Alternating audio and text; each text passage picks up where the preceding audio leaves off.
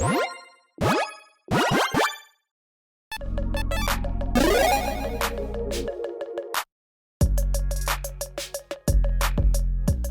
everyone, Mitch coming in for the Commander Score Studio. Welcome to the show. So on today's episode, I am urging you, do not buy the Precon because, well, I've gone and done all the work for you. And you know what? I've got a much more budget-friendly version that can go toe-to-toe and yes, even take down that Precon. Every single card in this deck is going to be 50 cents or less. It's a very budget-friendly deck. Let's talk about Tegwyll, Duke of Splendor. I'm going to go Tegwyll. Tegwyll? I don't know. I'm not good with the names. I'm good with the budget, though. $22.08 is the estimated cost for Moxfield. With this, again, every single card in the deck, 50 cents or less, except for the Commander, $7.62. So the rest of the deck is very budget friendly. If you already have this Commander, maybe trade with a friend, maybe, you just proxied it, whatever you did, all right? You know what? The rest of the deck is incredibly budget friendly. Regardless, the whole thing is budget friendly, just $22. Keep in mind that does not include basic lands or the cost of shipping. Though, again, basic lands, you might be able to get those from a friend, your LGS. You might just have those lying around, or yeah, just buy them in bulk. They're cheap. Regardless, let's talk about this Commander. Then we'll talk about the tactics. A 2/3. Fairy Noble with Flying and Death Touch that costs 1 blue and a black. Other fairies you control get +1. Whenever the fairy you control dies, you draw a card and you lose 1 life. So, yeah, fairy tribal, swinging through your fairies, pumping them, making them even deadlier. I mean, this Commander itself is deadly, having Flying and Death Touch. And also, of course, getting a ton of card advantage out of this. Again, when your fairies are taken out, we've got ways to take advantage of them getting taken out and maybe even getting them back. We get to draw a lot of cards, and 1 life for 1 card is no big deal at all. Draw deep into your deck, get your fairies out, swing through, take your opponents out with your unstoppable fairy army. So there we go. Now again, like I said, if you are interested in this deck, it's incredibly budget friendly. Make sure you check out that deck list link in the description below, of course, and yeah, consider picking it up. And now let's jump into the tactics.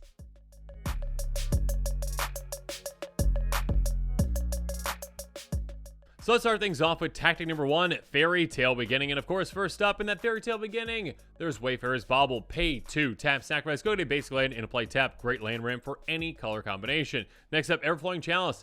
This one has multi-kicker too. When you kick it, it's going to get charge counters on it and essentially taps for that amount of mana. So basically a very flexible, fantastic mana rock. Next up, not flexible, but still fantastic, very efficient, Charcoal Diamond. Enters the battlefield, taps for a single black mana. We're also going to be running Sky Diamond, which does the exact same thing, but also taps for a blue instead. Then there's Felwar Stone, incredibly efficient. You can utilize it right away. Taps for probably each of our 2 colors, depending on our opponent's land situation. Then there's Fractured Power Stone. You can utilize it right away. It's just going to tap for a color still, but again, that's fine. We're in a 2-color deck. We got mana fixing enough. We're fine with this, right? Next up, Mind Stone. We've got yet another one that can tap for a colorless mana, or we can pay 1 and tap and sacrifice to draw a card. We actually need to replace this then. Then there's Prismatic Lens. This one helps us filter our mana if we need to, or just tap for that colorless mana. Moving on, at 3 mana, we've got Midnight Clock. There we go. I was going to say Mind Clock. Midnight Clock. Tap for a blue. Pay 2 and a blue, put an hour counter on it. At the beginning of each upkeep, it gets another hour counter. Once it gets that 12th hour counter on it, essentially Time Twister. Get rid of your graveyard, get rid of your hand, shuffle them into your library, and draw 7 new cards. This can replace our hand, which can be fantastic. And then finally, Warden Power Stone. Very efficient. Enters the battlefield, taps for 2, costs 3. Very efficient. Very fantastic way to get a ramp package going.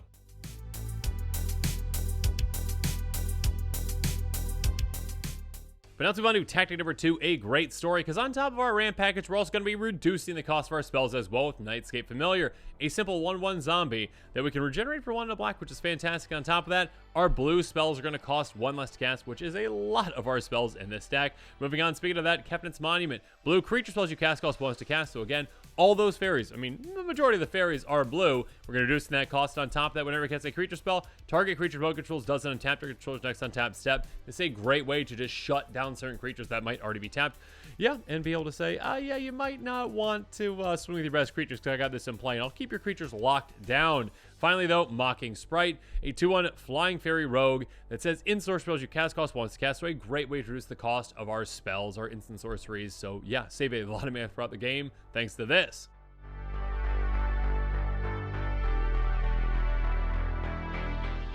Now let's move on to tactic number 3, though, and talk about the golden pig of this deck, the number 1 card ever, 99, and that card is Una, Queen of the Fae, a 5/5 Fairy Wizard flying that costs 3 Dimir. Pay X and a Dimir, choose a color, target opponent, exile the top X cards of the library. For each card of the chosen color, exile this way, create a 1/1 blue and black Fairy Rogue creature with flying. This is huge with this commander because, again, this commander not only is a giant anthem for our creatures, so all of a sudden now when you get, say, 5 fairies, off the top of someone's library, essentially, cool. Now instead of being 5 power with flying, it's going to be 10 power with flying. And on top of that, again, if those fairies happen to die at some point, draw 5 cards. So yeah, basically just fill the board with a ton of fairies with this. Again, hit your opponents even harder with your flyers, draw even more cards, and yeah, just a fantastic card for this kind of deck. Definitely worthy of the title of the Golden Pig.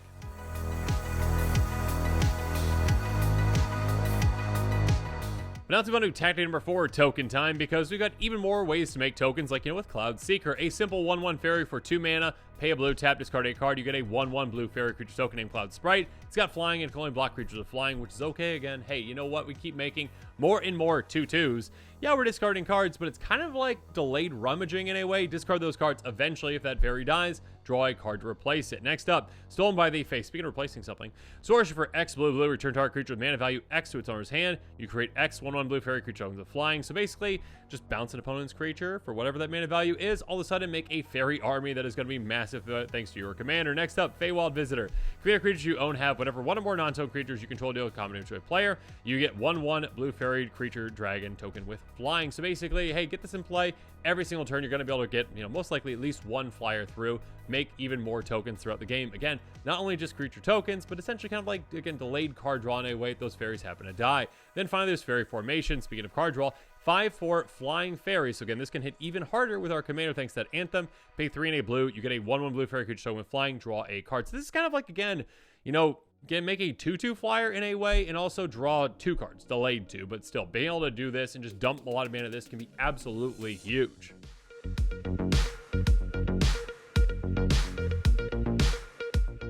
Next up, let's go on to tag number 5, Very Fairy. We're going to start off with, well, a fairy, of course. A 1/1 fairy warlock named Fairy Dream Thief, a flyer, enters the battlefield, surveil 1, pay 2 and a black, exile from your graveyard, draw a card, lose 1 life, so even more ways to get even more card advantage. Next up, Cloud of Fairies. Speaking of advantage, how about mana advantage? A 1/1 flyer that when it enters the battlefield, untap with 2 lands, so get that mana back, maybe even more so, and also you can cycle away if you need to. Next up, Obira Dreaming Duelist, a great way to finish our opponents off. 2/2 flash flying fairy warrior, enters the battlefield. Whenever any fairy enters the battlefield, even token fairies as well, when they enter under your control, each opponent loses 1 life, so this can drain our opponents quite quickly. Next up, we got Picklock Prankster, a 1/3 flying and vigilance for just 2 mana. Also, you can mill 4 cards with its instant events for just 1 and a blue, then put an instant sorcery or fairy card among the milled cards right into your hand. Then there's Bloodline Pretender, technically not a fairy, but also technically a fairy, a 2/2 shapeshifter that is changeling, so it's every creature type, yes, including fairy. Enters the battlefield, choose fairy. Whenever another fairy enters the battlefield, you get a counter on this, so this can just hit quite hard. Then there's Halo Forager, a 3/1 flying fairy rogue for 3 mana. Enters the battlefield, you may pay X. When you do, you can cast our instant source card with mana value X from your graveyard from a graveyard without paying its mana cost. Spell to put in a graveyard from anywhere, exile instead. So some great additional card advantage there as well. Sprite Noble, a fantastic card for this deck. 2/2 flying fairy for 3 mana. Other creatures you control with flying at +0/+1. You can also tap another creature you control with flying at +1/+0. So basically yet another anthem to pump our team, help our even just smallest fairy token. Again, a 1/1 can now hit for 3 with this and our commander. A fantastic way to do that. Graveshifter is next though. 2/2 changeling. So again, it has the ability to just be a fairy as well. So it's gonna be fantastic. Entering the battlefield, return target creature card from your graveyard to your hand. So another great way to bring something back. Speaking of which, Puppeteer Click. Bring even more things back. 3/2 flying fairy wizard. Enters the battlefield, put target creature card from an opponent's graveyard on the battlefield under control. It gains haste at the beginning of your next end step. Exile it. Also persists. So basically, you're gonna be able to get 2 creatures thanks to this, and also draw 2 with this as well, because this is gonna come back for you.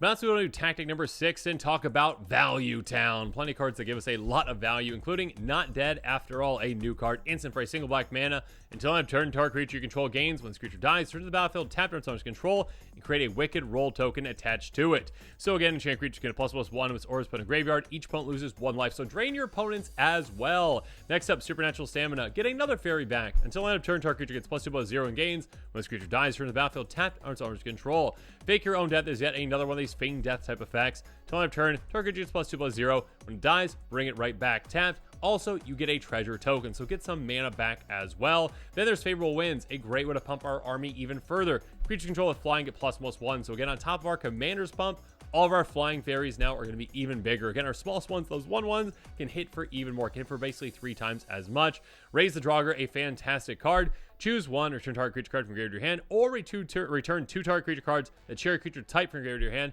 So basically 2 mana, bring back 2 fairies. That is fantastic. Return from Extinction basically does the exact same thing for us. Next up, there's Victimize. Choose 2 creatures in your graveyard, sacrifice 1, bring those 2 back. So again, sacrifice 1 fairy, draw a card, lose a life, bring 2 back for you. Speaking of bring things back though, Grimoire of the Dead, a fantastic card. Pay 1, tap, discard a card, you get a study counter on this. By tapping, removing 3 study counters from it, you sacrifice it. Every single creature card from every graveyard, including your fairies, are now back. And they're also zombies too. What's not to love about that?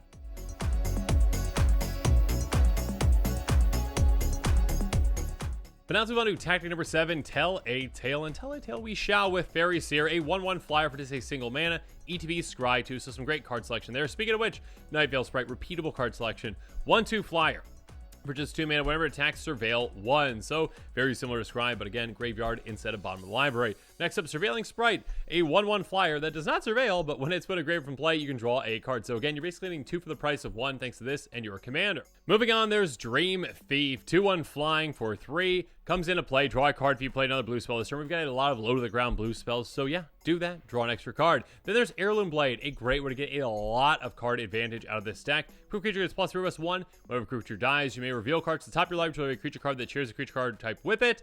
Put that card in your hand, the rest of your library in random order. Essentially, hey, when your fairy dies, go get another fairy off the top for free. Tome Raider, I should say, a 1/1 flying fairy, enters battlefield, draw a card. So again, basically 2 for the price of 1 thanks to our commander. Winged Words, a spell that's just going to cost us 2 mana because we're going to have a creature with flying, right? Draw 2 cards. Then there's Distant Melody, will draw us a lot more than 2 cards. We're going to choose fairy and draw a card for each of our fairies in play. Then there's Factor Fiction, which is a very solid card advantage spell. Choose 2 piles essentially of the top 4. The opponent's going to separate those, and you're going to say, oh yeah, I get to pick the better of those piles. Goes in my hand, the rest goes in your graveyard. Then there's Inspired Sprite, a 2/2 flash flying fairy wizard. Whenever you cast a wizard, which we have other wizards outside this one, untap it, tap, draw a card, then discard a card. So some extra card selection there as well. Next up, Moonshape Pixie, a 2/2 fairy. With flying, enters battlefield, draw cards, deal a number of opponents who were dealt combat damage this turn. That can very easily be 3. Again, we've got a lot of flyers in play. It also has Pixie Dust, that adventure, up to 3 creatures gain flying till on turn. So if you have any other non-flyers, we can give them flying too. You can also use that in a politic way too, because it is instant speed. You can help your opponents out. Next up, Defiler of Dreams. Basically a 4/3 flying, not fairy, Phyrexian Sphinx. It just costs cast a blue permanent spells. You can pay 2 life. Those spells cost blue as cast. This effect only reduces the amount of blue mana you pay. So yeah, our fairies can cost even less to cast. Whenever you cast a blue permanent spell, though, you also draw a card that's going to be a ton. Finally, into the Vague Court. 5 mana, draw 3. You get a 1/1 fairy. They can only block creatures with flying. That's okay though. And again, this is basically kind of like draw 4 in a way, because once that fairy dies, you draw that card, you lose that life.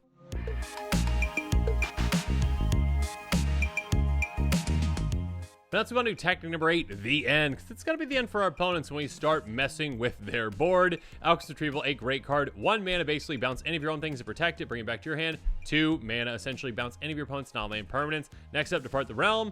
We can actually foretell this one, and just for 1 mana, bounce any non-land permanent on the board. Expel from Vraska, 2 mana, hey, bounce a non-land permanent, or if we've got the City's Blessing, which we very easily will, hey, put that on top of its owner's library instead. Then there's Geist Wave, 2 mana, bounce any non-land permanent. If we own that permanent again to protect it, bring it back to our hand, we also get to draw a card. Then we've got a nice Wrath, filter out, 3 mana instant speed, return all non-creature, non-land permanents back to the owner's hands, a great trickery effect that we have. Then there's Winter Eladrin, a fairy elf wizard, a 2/2, again, it's going to be a 3/3 thanks to our commander. Whenever it enters the battlefield, return to 1 other target creature to its owner's hand. That can be fantastic. Crippling Fear, a great mini board wipe for us. Choose a creature type. Creatures that aren't the chosen type get -3/-3 until end turn. So all the non-fairies are going to either shrink quite a bit or actually get taken out with this. Speaking of taking things out though, Aether Gale, 5 mana, bounce 6 non-land permanents. That can be absolutely huge. And when it comes to bouncing things, River's Rebuke, a great way. 6 mana, bounce someone's entire board. Just set them back to the Stone Age. And Necromantic Select can help with that as well. Destroy all creatures, then we choose 1 creature and bring it back under our control as a zombie. Yeah, basically wipe the board and bring everything back that you want. Just bring that commander back. Whatever biggest creature in play is, whatever the best creature in play is, or yeah, just your commander as well. And actually also make sure you keep in mind, you're going to be drawing a lot of cards once you wipe the board and take out your own fairies. So do keep that in mind.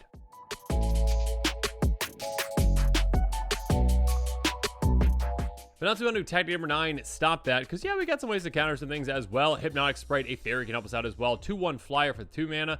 Also 3 mana adventure, counter target spell converted mana cost 3 or less. We've got Spellsworn Coven, a 2/3 flyer that has when it enters the battlefield, each opponent discards a card. That's nice. We can also utilize it though to return target spell to its owner's hand for that adventure side of it. And finally, there's Mystic Confluence, very flexible, very fantastic. Instant speed, 5 mana, choose 3. You can choose the same mode more than once. Counter a spell unless they pay 3. Return target creature to owner's hand or draw a card. So really great selections that we have there. Can help out in a lot of situations.